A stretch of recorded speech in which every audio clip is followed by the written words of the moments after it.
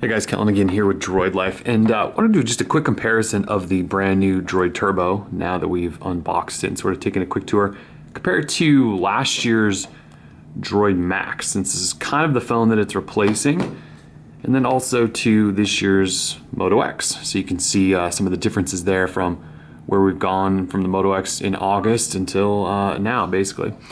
So again, we unboxed this already, the Droid Turbo, and you know, the specs are kind of insane when you think about a smartphone. So if we go from last year's, so this is the Droid MAXX here in my left hand, and the Turbo here on in my right hand. You've got a similar idea, right? You basically have a little bit thicker phone, and the point of that thicker phone is because it has a massive battery inside. So with the MAXX, you had a 3,500 milliamp hour battery, and you have a 3,900 milliamp hour battery here with the Turbo. So they made it even bigger, and it should last even longer. Although you do have a quad HD display on the Turbo, and you only had that 720p panel on the MAXX, so a lot less pixels to push, similar battery life though, at least that's what Motorola is claiming.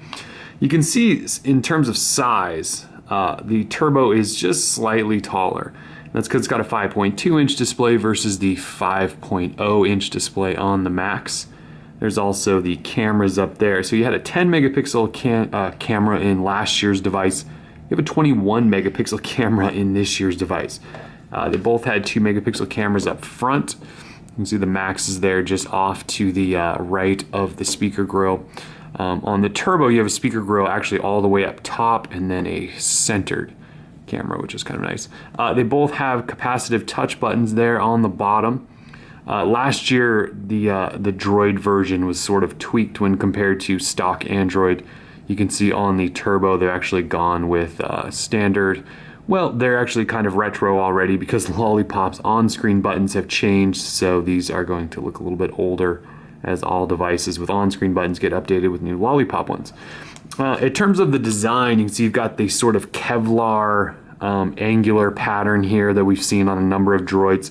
Definitely gone away from that a little bit with the Turbo. Now it comes in metallic black and metallic red, and then this is the ballistic nylon black version. And it's just much more subtle, and it doesn't look as cheesy, if you ask me. I mean, to be perfectly honest, it just looks like a really nice black, sleek phone. This is the 64 gig version, so it has that little red accent down there, but otherwise just a really sleek black phone. Feels nice in the hand, not slippery, just enough grip on there and texture that it shouldn't slip out of your hand, which is kind of nice. Headphone jacks up top, micro USB 2.0s on the bottom. See those there. And again, there is the, oh, I guess I didn't do a tour of the sides. So you've got volume rockers and power lock switches here on the side. So underneath each of those is actually the SIM tray. So you would just put your fingers in here and slide it out, and that's also your SIM tray, your volume rocker. It's the same deal on the Droid Turbo, although I'm not going to pull it out because that will pull my SIM out. So same deal there, you just slide that out. Overall, a little bit bigger device. Again, you have that quad HD display, a 3,900 milliamp hour battery, 21 megapixel camera on the back. You have a Snapdragon 805 processor, so you might remember with the MAXX, similar to last year's Moto X, Motorola tossed in a semi-controversial 1.5 or maybe 1.7 gigahertz dual core processor that they customized. It was an older chip. They sort of took some flack for it. You don't have that with the Turbo. The Turbo has the latest and greatest from Qualcomm, the Snapdragon 805. Very few devices have that processor, so this thing is completely future-proof. It should be a performance beast. So if we look at the Moto X then, so this is the brand new Moto X. This is the leather-backed version here. You can see in terms of size, so they both have a 5.2 inch display, though the Moto X has it's 1080p, where you have the quad HD over here and the Turbo, so higher resolution. You can see the Turbo is just ever so slightly taller, and that is because it has those capacitive touch buttons.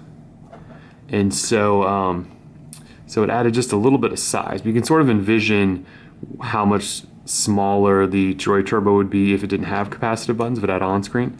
Not a lot smaller, but a little smaller. In terms of thickness, This isn't even going to be close, really. Well, the Moto X isn't the thinnest device ever, but so you have, I believe it's a 2300 milliamp hour battery in the Moto X, and you have a 3900 milliamp hour battery in the Turbo. So kind of cool there to see how thin Motorola was able to keep the Turbo, even though it has that giant battery. 13 megapixel camera in the Moto X, and a 21 there in the Droid Turbo. You have a Snapdragon 801 processor in the Moto X, and you have that brand new 805 in the Droid Turbo. So other than that, obviously the designs are completely different. The Moto X, at least in my opinion, is one of the better designed, prettier phones on the market today. The Turbo is just its own thing. It's kind of that robotic, droid-ish sort of design we've seen a lot. You either love it or you hate it. This is probably my favorite designed one in a while, but the leather here on the Moto X really is sort of gorgeous. But anyways, that's just sort of a quick comparison. And if you guys have other comments, questions, or maybe even want us to compare the brand new Droid Turbo to some other devices, we can certainly do that. But for now, we are Droid Life. We're out. Peace.